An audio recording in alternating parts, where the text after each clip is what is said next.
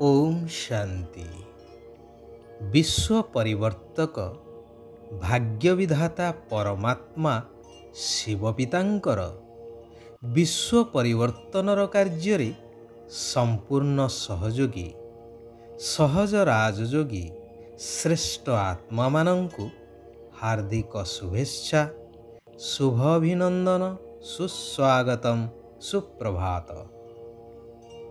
जेपरी कौनसी विशेष दिन मानंकरे समस्ते विशेष भावरे निजकु श्रृंगार करई थांती बा सजेई हेई थांती खुशी मनई थांती, सेहीपरि वर्तमान स्वयं परमात्मा भगवान आसीछंती एई पुरुणा पतित दुनिया को संपूर्ण परिवर्तन करी पवित्र सतो प्रधान सुख शांति भरा स्वर्णिम दुनिया स्वर्ग राज्य रे परिणत करिबा पाई।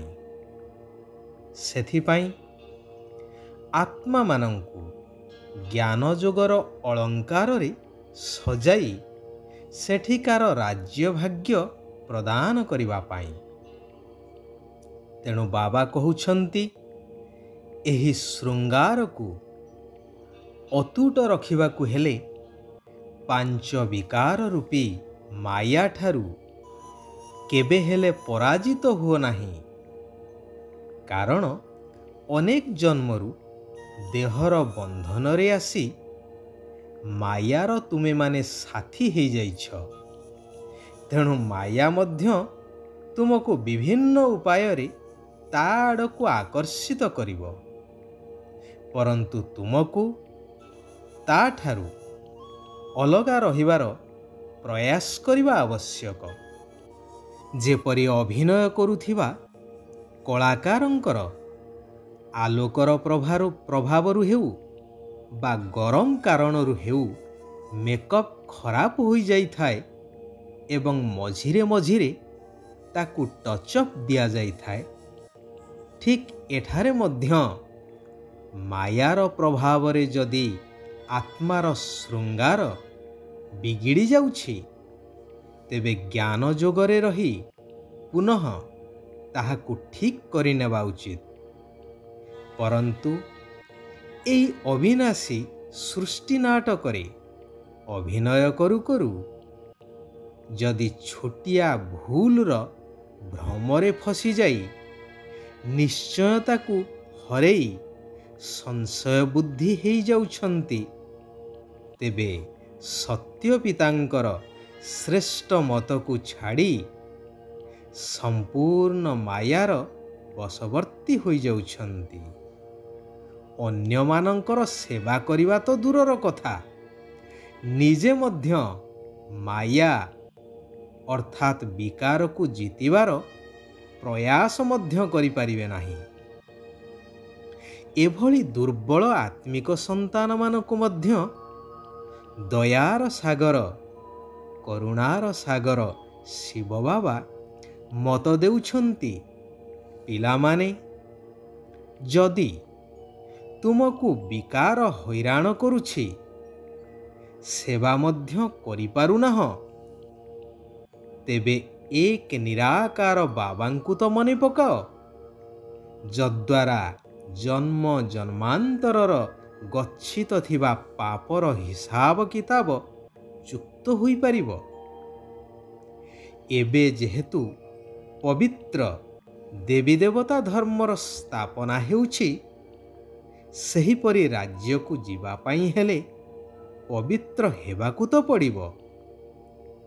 वर्तमान एपरि केही कहि परिबे नाही जे आमर देवी देवता धर्म बोली, कारण देवी देवता तो संपूर्ण पवित्र निर्विकारी, एबे तो समस्ते विकारी।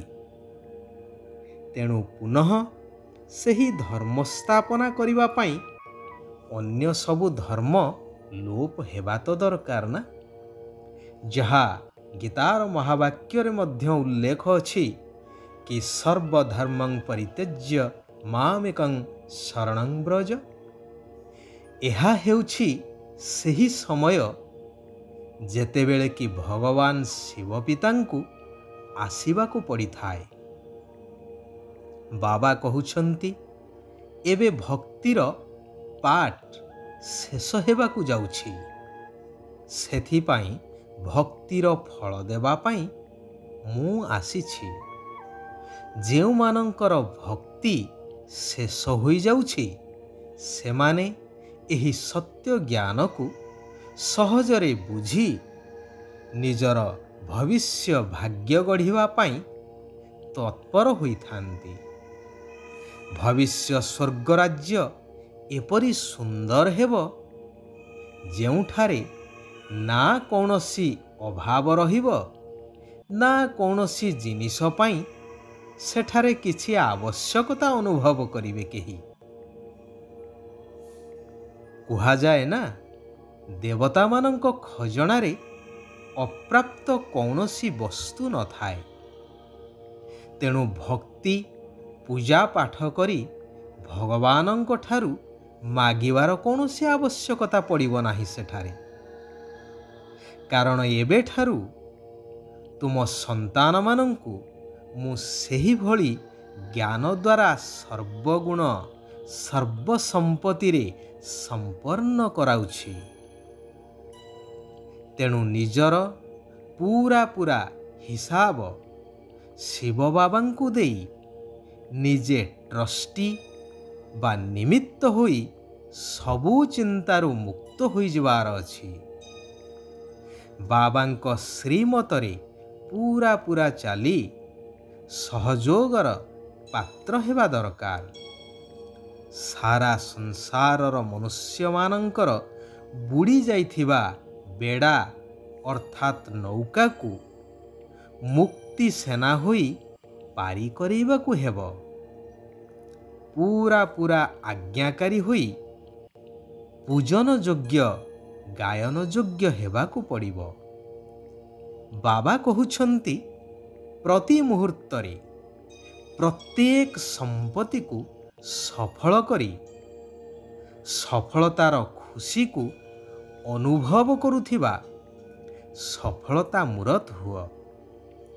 ଯଦି ସଂକଳ୍ପ, ବାଣୀ, କର୍ମ, ସମ୍ବନ୍ଧ ଏବଂ ସମ୍ପର୍କରେ ସବୁ ପ୍ରକାରର ସଫଳତାର ଅନୁଭବ କରିବାକୁ ଚାହୁଁଛ, ତେବେ ଏହି ସବୁ ସମ୍ପତ୍ତି ବା ଏହି ସବୁ ଜିନିଷରେ ସବୁକିଛିକୁ ସଫଳ କରିଚାଲ।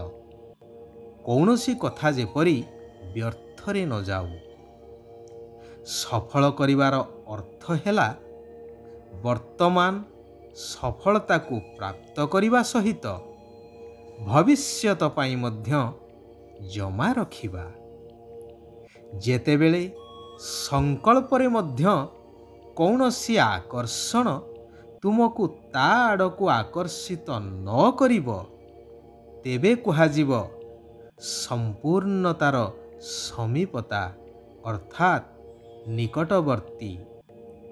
ତେବେ ଯାଇ ଦୈବୀ ଗୁଣ ସମ୍ପନ୍ନ ହୋଇ ଦେବୀ ଦେବତା ହେବାର ଯୋଗ୍ୟତା ପ୍ରାପ୍ତ ହୋଇପାରିବ।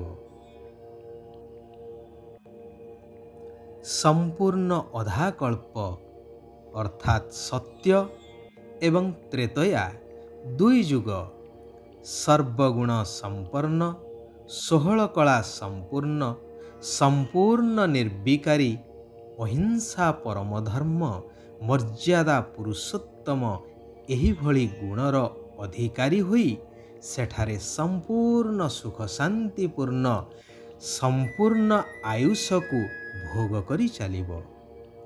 ଆଚ୍ଛା, ଆଜି ପାଇଁ ଏଇଠାରେ ଆମେମାନେ ବିରାମ ନେବା। ଆସନ୍ତାକାଲି ପୁନଶ୍ଚ ଆମେ ଆତ୍ମାମାନେ ସମସ୍ତେ ଏକତ୍ରିତ ହୋଇ ସେହି କଲ୍ୟାଣକାରୀ ପରମପିତା ପରମାତ୍ମାଙ୍କର ଆଉ କିଛି କଲ୍ୟାଣକାରୀ ମହାବାକ୍ୟକୁ ଆଲୋଚନା କରିବା, ନିଜ ଜୀବନରେ ଧାରଣା କରିବା ସହିତ ସାରା ବିଶ୍ୱର ଆତ୍ମାମାନଙ୍କର କଲ୍ୟାଣ କରିଚାଲିବା। ସାରା ବିଶ୍ୱର ଆତ୍ମାମାନଙ୍କର କଲ୍ୟାଣ ହେଉ, ସମସ୍ତେ ସୁଖ ଆଉ ଶାନ୍ତିର ଅନୁଭବ କରନ୍ତୁ। ଓମ୍ ଶାନ୍ତି, ଓମ୍ ଶାନ୍ତି, ଓମ୍ ଶାନ୍ତି।